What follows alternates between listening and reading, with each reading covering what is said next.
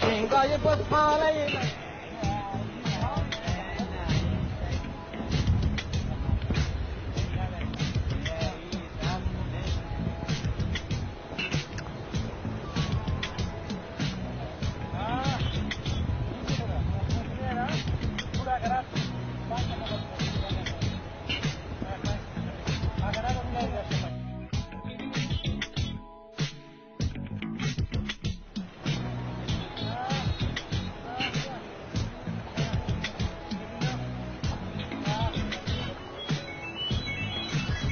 داری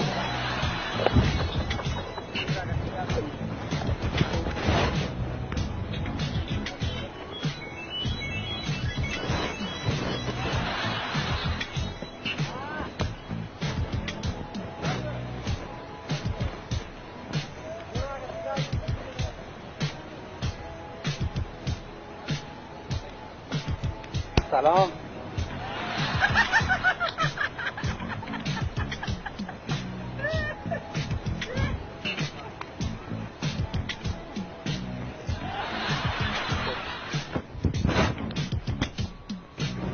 سلام چی میکنی اینجا قندولک چقدر مغرور هستی چقدر مغرور هستی دیگه یک تا سکی خوب بزن نبیگی بگی نه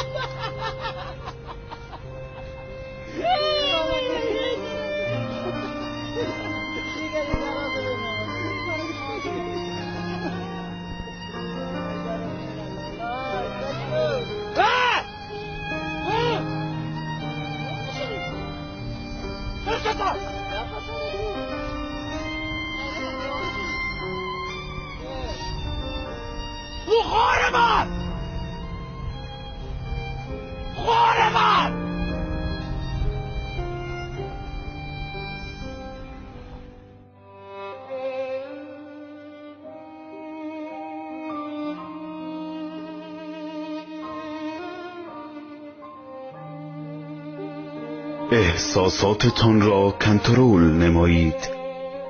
مبادا سر دچار چنین روز شوید.